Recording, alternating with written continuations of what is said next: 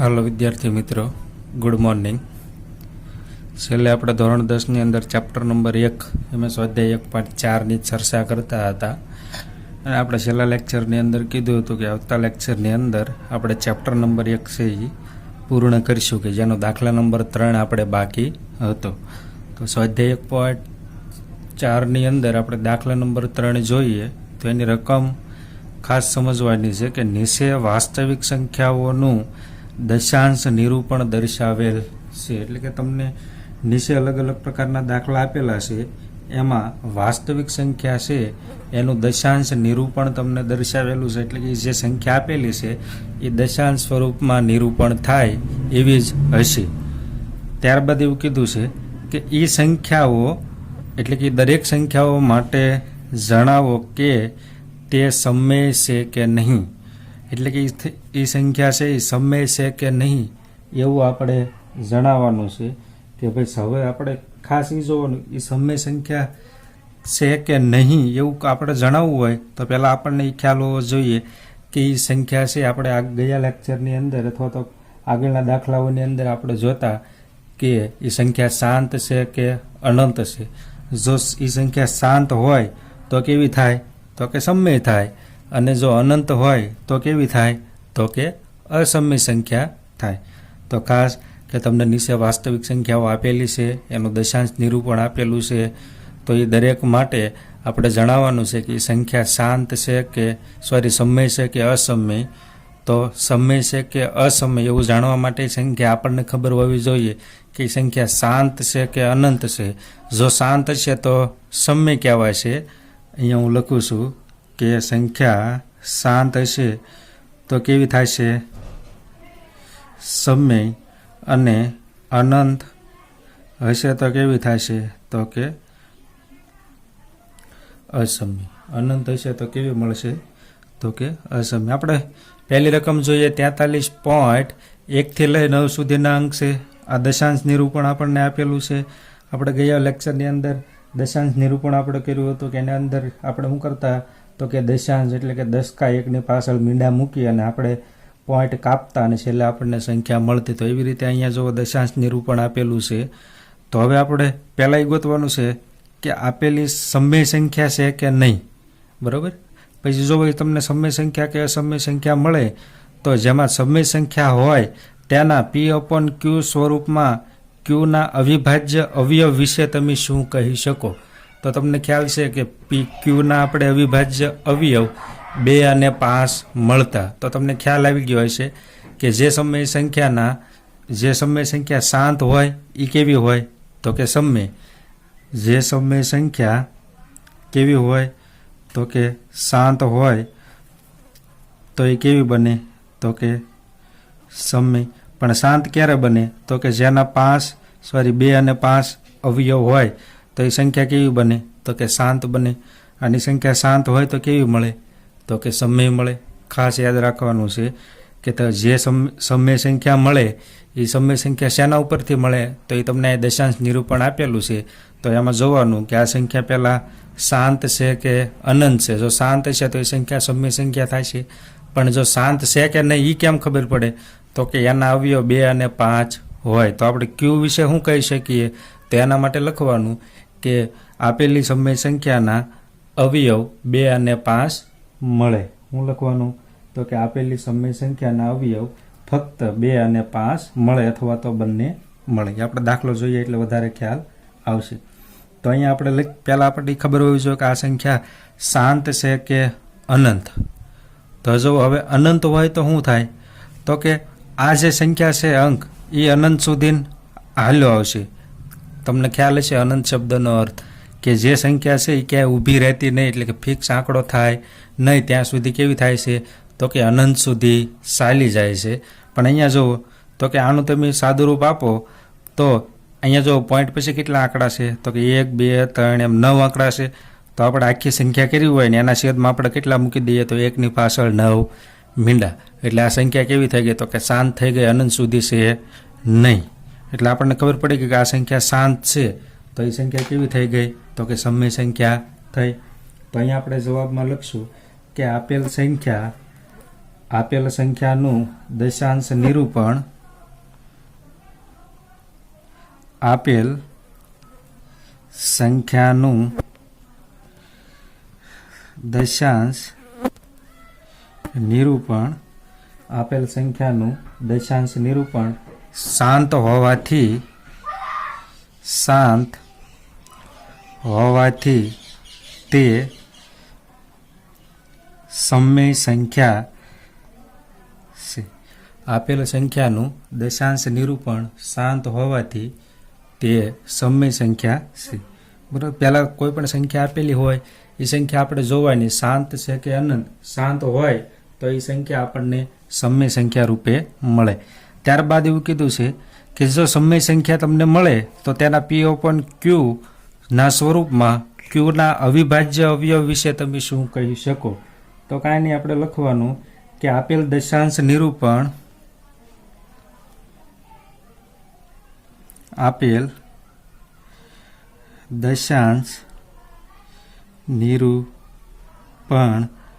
P/Q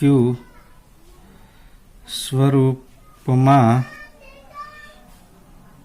ક્યુના અવિભાજ્ય અવયવ ફક્ત 2 અને 5 જ મળે અથવા બંને મળે. આવા બે વાક્ય આપણે લખવાના છે. પહેલાં જોવાનું આપેલ સંખ્યા શાંત છે કે અનંત. જો શાંત હોય તો એ સમય સંખ્યા થાય તો એ વાક્ય લખવાનું કે આપેલ સંખ્યાનું દશાંશ નિરૂપણ શાંત હોવાથી તે સમય સંખ્યા છે. ત્યારબાદ તો કે આપેલ દશાંશ નિરૂપણમાં P/Qમાં ક્યુના અવિભાજ્ય અવયવ ફક્ત 2 અને 5 જ મળે. ખાસ અવયવ ફક્ત 2 અને 5 જ મળે. શું કામ? તો કે સંખ્યા શાંત છે એટલે. હવે શાંત માટે આપણે આગળના દાખલાની અંદર જોયેલું કે એના અવયવ ફક્ત 2 અને 5 જ આપણને મળતા, આપણે મૂળ સ્વરૂપની અંદર જોતા હતા. ત્યારબાદ દાખલા નંબર 2 જોઈએ. તો દાખલા નંબર 2 ની રકમ કાંઈક એવી છે કે 0.121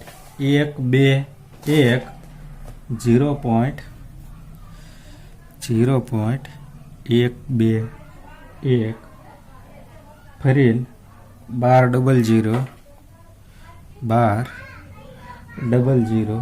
ફરીને 12000 ફરીને 12000 ફરીને 1240 પછી ...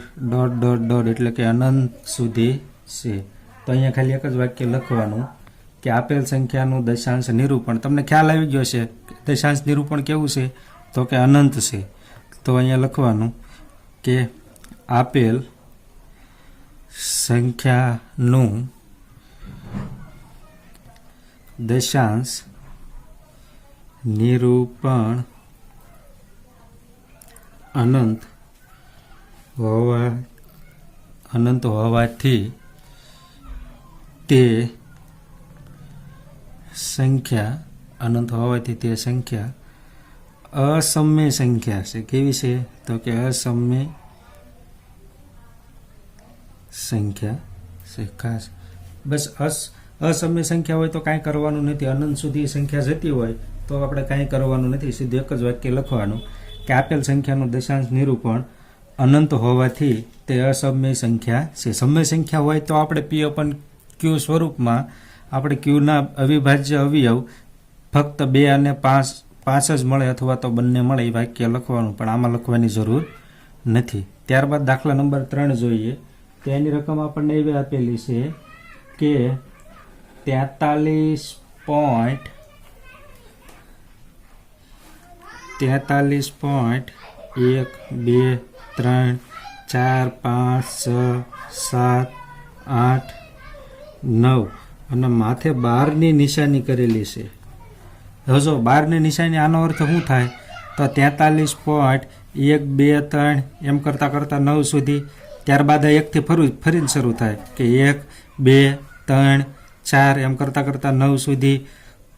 9 પૂરો થાય એટલે ફરીને 1 થી શરૂ થાય કે 1 2 3 4 5 એમ કરતાં કરતાં 9 સુધી 9 આવે એટલે ફરીને 1 2 3 એમ કરતાં કરતાં 9 સુધી ફરીને 1 આવે, ફરીને 9 આવે એટલે ફરીને 1 2 એમ કરતાં કરતાં 9 સુધી. તો એમ એ સંખ્યા આગળ આગળ આગળ આગળ જતી રહેશે. પણ આની અંદર સેન્જ એક એવો જ આવશે કે તમને ખ્યાલ હશે કે આ સંખ્યા ઠેઠ અનંત સુધી જાય છે. ક્યાં સુધી જાય છે? અનંત સુધી. એટલે તમે અહીંયા ઉપરની ઘોડે લખી નાખશો કે આપેલ સંખ્યાનું દશાંશ નિરૂપણ અનંત હોવાથી તે અસમય સંખ્યા છે. પણ એવું કરવાનું નથી. જ્યાં 12ની નિશાની આવે એનો અર્થ એવો થાય કે કોઈ એવી સંખ્યા છે કે એ સંખ્યાને આપણે જો અવયવ પાડવીએ છીએ ત્યારે તમને ખ્યાલ છે કે 2 અને 5 જ તમને અવયવ મળવા જોઈએ, બરાબર. પણ એક પ્રમેય નંબર 1.7 પ્રમેય નંબર 1.7 આપણે ચોપડીમાં આપેલો હશે, તમે જો વાંચી લેજો કે પ્રમેય નંબર 1.7ની અંદર એવું કીધું છે કે તમને કોઈ એક સંખ્યા આપેલી હોય તો એ સંખ્યાને ધારો કે કોઈ પણ એક્સ વાય ઝેડ કોઈ પણ તમને સંખ્યા આપેલી હોય એ અંક, તો એને તમે ફક્ત ને ફક્ત કોઈ એક સંખ્યા વડે ભાગી શકો. એક નહીં પણ એક કોઈ પણ સંખ્યા હોય, પછી 3 હોઈ શકે, 7 હોઈ શકે, 9 હોઈ શકે, 31 હોઈ શકે, 33 હોઈ શકે, કોઈ પણ સંખ્યા. એટલે કે તમે કોઈ પણ એક સંખ્યા વડે ભાગો. તમને ખ્યાલ હશે કે તમે જોજો 100 છે તો 100ને તમે 3 વડે ભાગો છો. 100ને કેટલા વડે ભાગો છો? તો કે 3 વડે ભાગો છો. તો તમને ખ્યાલ છે કે 33.33 એટલે કે તગડા તગડા તગડા તમને આગળ મળતા હોય તો એને આપણે આવી રીતે લખી શકીએ કે 33.3 બાર. 3 બાર એટલે હું? તો કે અનંત સુધી 3 3 3 3 આવે છે. અનંત સુધી 3 3 3 3 આવે છે. એટલે કે આ જો 100 છે એ સંખ્યા કેવી છે? તો કે P/Q સ્વરૂપ છે. તો P/Q સ્વરૂપ થયું તો એ કેવી થઈ? તો કે સમય સંખ્યા થઈ. તો સમય સંખ્યા છે એટલે શાંત હોવાની. સમય સંખ્યા છે એટલે કેવી હોવાની? તો કે શાંત હોવાની. તો આનો અર્થ એવો થયો કે આના અવયવ 2 અને 5 ન હોય તો પણ એ કેવી બની? તો કે શાંત બની. આના અવયવ પાડો તો તમને 2 અને 5 તો મળવાના જ છે. આના 100ના 20 પંચાને 100 અને 50 દુ 100 એટલે 2 અને 5 તો અવયવ મળે. તેથી કોઈ પણ સંખ્યા એટલે કે જો 100 આપેલી છે અને તમે 3 વડે ભાગો છો તો 33.333 એટલે કે 3ની માથે 12 એટલે કોઈ પણ 12 વાળી જ્યારે સંખ્યા આવે ત્યારે એ સંખ્યા કેવી બને છે? તો કે એ સમય સંખ્યા બનશે. ખાસ યાદ રાખજો કેવી બનશે? તો કે સમય સંખ્યા બનશે. પણ એની અંદર થોડોક સુધારો કરવાનો છે. એ અહીંયા હું લખું છું કે આપેલ સંખ્યાનું દશાંશ નિરૂપણ આપેલ સંખ્યાનું દશાંશ નિરૂપણ અનંત અને આવૃત. કેવું?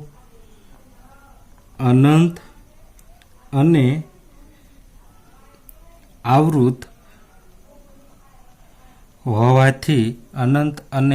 આવૃત હોવાથી તે સંખ્યા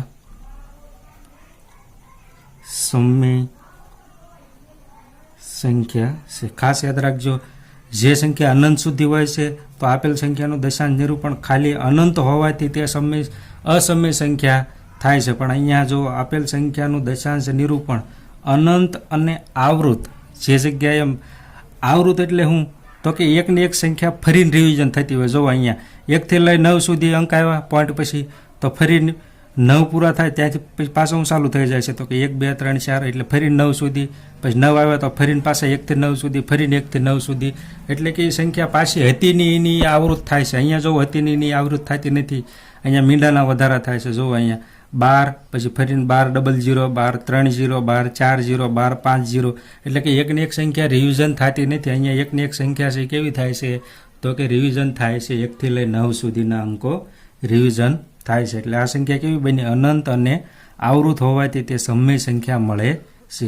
હવે તમને ખ્યાલ છે કે સમય સંખ્યા હોય તો એના આપણે P/Q સ્વરૂપમાં લખવાનું આની ઘોડે કે આપેલ દશાંશ નિરૂપણ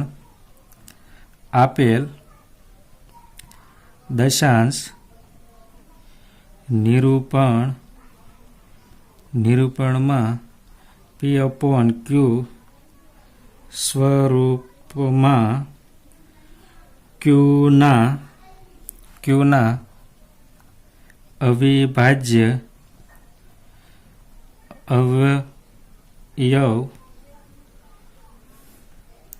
2 અને 5 સિવાયનું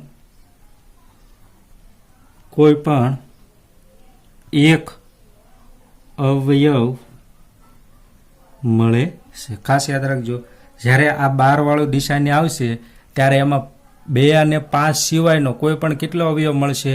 તો કે એક જ અવયવ મળશે, એકથી વધારે મળશે નહીં. ખાસ આ ચેપ્ટરની અંદર આ 3 દાખલા આવશે, એટલે 3 દાખલા માટે ખાસ યાદ રાખવાનું કે અનંત સુધી ન હોય તો આ સંખ્યાનું દશાંશ નિરૂપણ કેવું થાય? તો કે શાંત હોય. શાંત હોય તો એ કેવી થાય? તો કે સમય સંખ્યા થાય. સમય સંખ્યા થાય તો એના ફક્ત અને ફક્ત 2 જ અવયવ હોય, 2 અને 5, અથવા તો બંને સંખ્યા હોય એવું લખવાનું. ત્યારબાદ અનંત સુધી હોય તો ખાલી એમ જ લખવાનું કે આપેલ સંખ્યાનું દશાંશ નિરૂપણ અનંત હોવાથી તે અસમય સંખ્યા છે, એમાં કાંઈ બીજું કરવાનું નથી. પછી આ 12 વાળામાં ખાસ યાદ રાખવાનું કે આમાં આપેલ સંખ્યાનું દશાંશ નિરૂપણ અનંત અને આવૃત હોવાથી તે સમય સંખ્યા છે. હવે સમય સંખ્યા માટે તમારે આની અંદર એવું લખવાનું કે ક્યુના અવિભાજ્ય અવયવ 2 અને 5 સિવાયનો કોઈ પણ એક અવયવ હોય, અને આ સમય સંખ્યા જ્યારે મળે છે ત્યારે એની અંદર શું હોય છે? તો કે 2 અને 5 જ અવયવ મળે છે, બીજો અવયવ મળતો નથી. અને આની અંદર તો કાંઈ સમજવાની જરૂરત નથી, અનંત સુધી હોય એટલે કે અનંત હોવાથી તે અસમય સંખ્યા છે. એટલે ખાસ આ સમય સંખ્યાની અંદર અને આ સમય સંખ્યાની અંદર 12 વાળાની અંદર તમારે લગથી યાદ રાખવાનું કે ક્યુના અવિભાજ્ય અવયવ 2 અને 5 સિવાયના કોઈ પણ એક અવયવ હોય, અને આની અંદર 2 અને 5 જ હોય. બરાબર, આ બંને સમય સંખ્યામાં એવો તફાવત છે, આની અંદર કાંઈ આપણે સમજવાની જરૂર નથી. અનંત સુધી હોય તો અનંત હોવાથી તે અસમય સંખ્યા છે. તો થેન્ક યુ વિદ્યાર્થી મિત્રો. અહીંયા આપણે સ્વાધ્યાય 1.4 છે એ પૂર્ણ કરીએ છીએ. આવતા લેક્ચરની અંદર, એટલે કે આવતીકાલથી આપણે ચેપ્ટર નંબર 5 છે એનો અભ્યાસ કરશું. આ ચેપ્ટરની આપણે ટેસ્ટ પણ ગોઠવશું. બરાબર, અને જે કોઈ વિદ્યાર્થીઓને કાંઈ ન સમજાતું હોય તો એ મને મેસેજ કરે અથવા તો કોલ કરી અને પણ કહી શકે. તો આવતા લેક્ચરની અંદર આપણે ચેપ્ટર નંબર 5 એના વિશે આપણે માહિતી મેળવશું. થેન્ક યુ વિદ્યાર્થી મિત્રો.